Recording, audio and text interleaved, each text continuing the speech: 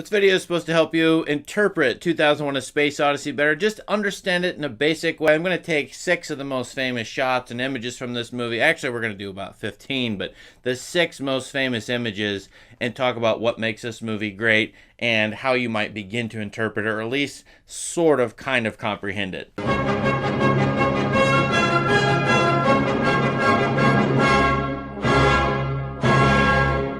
2001, Stanley Kubrick, from 1968, in the middle of the space race and the Cold War, important to remember, is notorious for its 1, realism, how it would look to be out in space in zero gravity, and 2, its expressionism, what it would be like to take on an alien perspective, to transcend the human perspective, and to go boldly where no man has gone before, as the contemporaneous TV show Star Trek would put it. Let's start with number 6. So I'm going to count down from 6 to 1 here, and this is the image of the astronaut in space, the astronaut who's killed by HAL 9000. Oh, and by the way, this video has spoilers in it. This wonderful image and very haunting of the astronaut just floating, dangling in space, and here in the soundscape, it's going to be nothing, zero, no sound at all. What would it sound like to be out in space? You hear nothing except what's in your helmet. This astronaut's oxygen has been cut off. He's actually floating in space. He's going to die. Kubrick's vision of space, while it is awesome and sublime, has also been accused of being cold, dark, empty, and void. And here you have that. Even with the star-like background,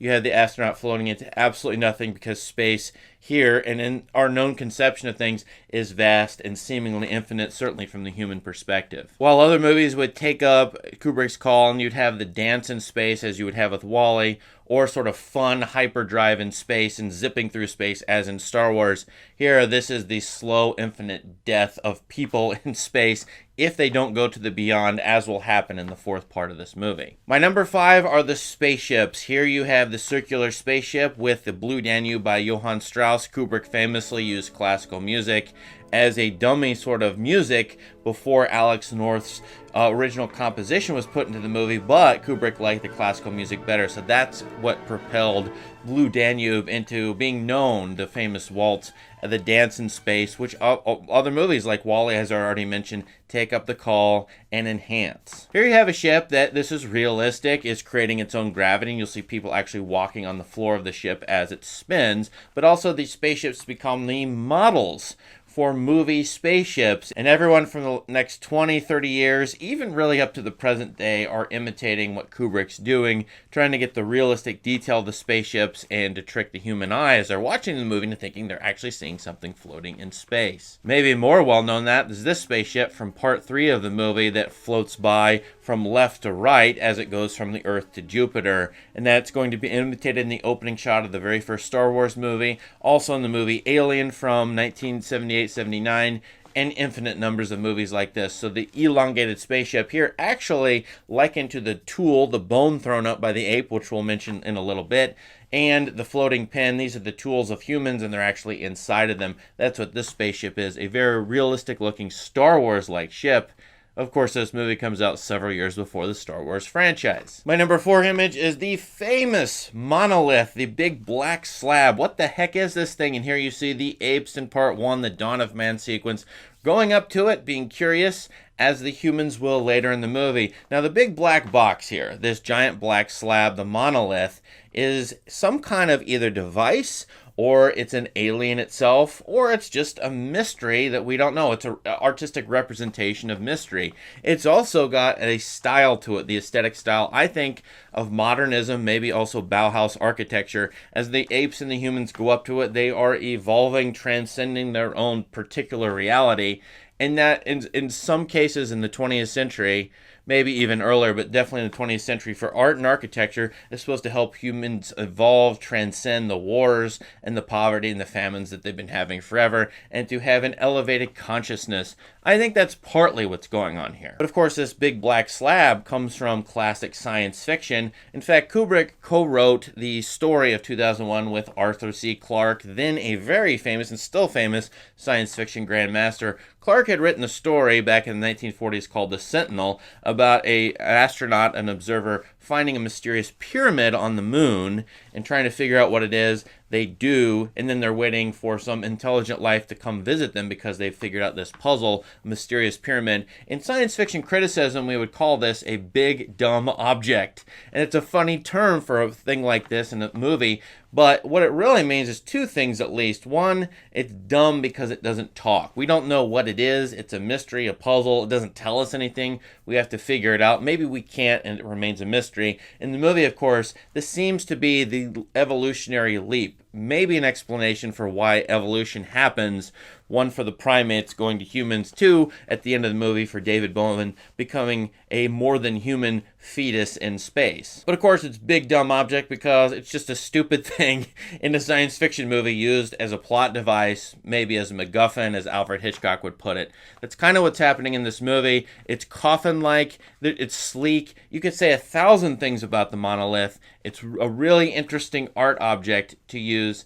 And in a museum not long ago, I actually found this particular piece called a black plank.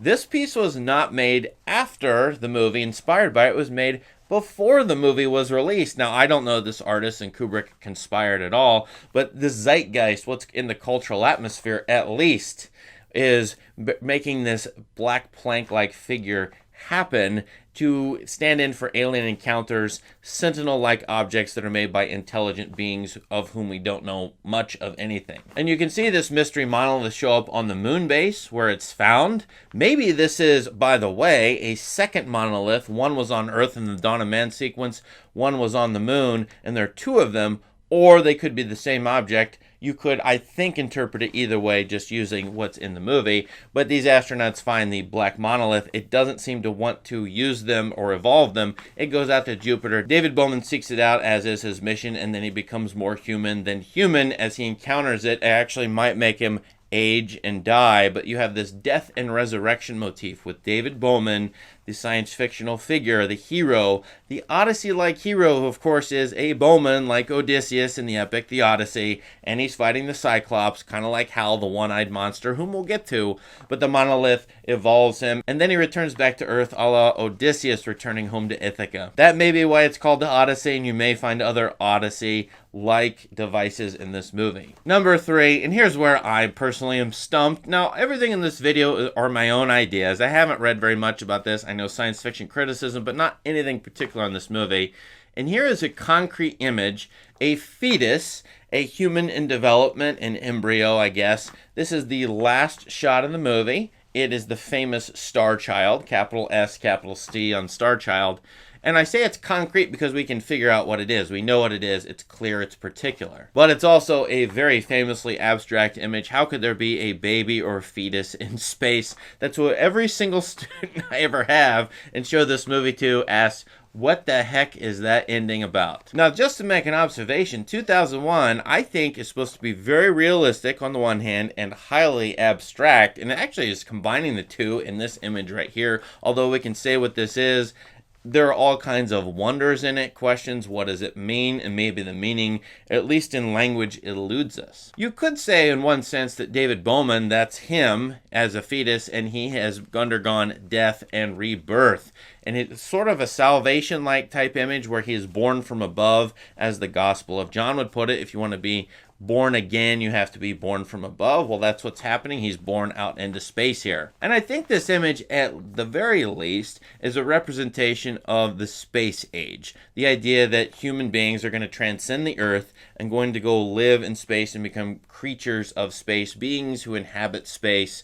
And this is the symbolism of the rebirth, the more than human ideas that come through in the German philosophy in this movie with Nietzsche and Zarathustra and all that stuff. At least that's what I take this image to be, but what do you take this image to be? Let us know in the comments. Compare this image, though, to the very first shot. Here, the sun, the earth, and the moon are all lined up in perfect sequence.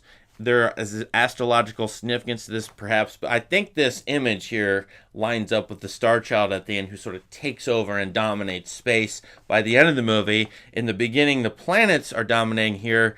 the child, the human, or the more than human figure who's evolved beyond the human, is taking over space. My number 2 image from this movie, it's a sequence everybody can understand, even if they understand 3/4 of the movie. The HAL 9000 sequence, the third sequence, which is the Jupiter mission. This is a classic sort of short story within the movie where the astronauts are in a ship and the AI is in charge and the AI goes berserk. Everybody knows HAL. He's one of the most famous robots, maybe the most famous robot in movie history. And he's the most, to me, human-like person in the movie. Emotions, deception, complications, a fear of death. And he's got different ethical choices that he makes. The humans in this movie are just kind of tools of the technology. They don't do a lot. They don't make a lot of choices. They go from one place to the other. They eat, they poop. But Hal is more human in the literary sort of classical sense. He's got emotions, a range of problems. He's dealing with perhaps worry and fear and anxiety. Stare into the eye of Hal, and as I called him, the Cyclops. He is kind of an allusion to the classical Cyclops figure in the Odysseus story, Polyphemus, because he only has one eyeball, and this is it. I love this image because the more you look at it, although it's very haunting and creepy to be stared at by this giant red eyeball, which is used and imitated in tons of films and videos, you still get the hint that at the center of Hal is this yellow dot and even this bright white dot in the middle. Maybe there's light, hope, and sort of vision in the center of this. We don't know if Hal is a person or programmed. It's a question in the movie. But I think this image of the sun, or a likeness of the sun in the center of his eyeball, could be some kind of hope or humanity in the middle of this.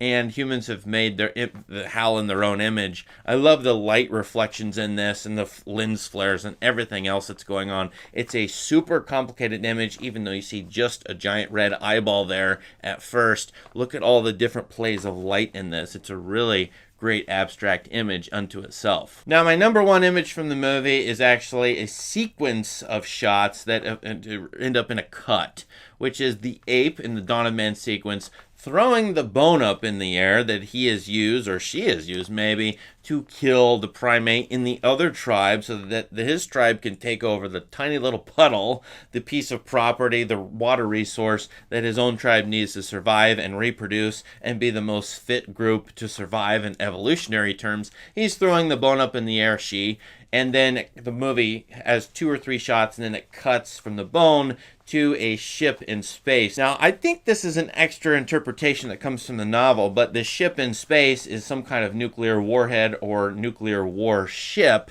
which to me harkens back to Kubrick's previous movie, Dr. Strangelove, The Threat of Nuclear War. You go from the tool of violence used for one murder, the bone here, to a tool that can destroy the whole Earth in just one cut. The movie discusses and shows us leaps of technology here, but all technology is used for violence or war. I always tell my students this whenever a technology is developed for good, and I love a lot of technology, it's immediately going to be used to commit crimes and hurt people or cause violence. Any sort of technology whatsoever. That's what happens in the movie, and Kubrick foregrounds that. The evolution of the apes is the development of use of tools, but tools to kill and dominate and control. Well, of course, that's the problem perhaps in the space age parts in the second and third part of the movie. And so this leap from bone to ship kind of sums up maybe all of human history, all of human development from 4 million years ago to a little bit in the future for us viewers. And what do we need to do? The movie is maybe super hopeful about this. We need to leap ahead, progress, go into space,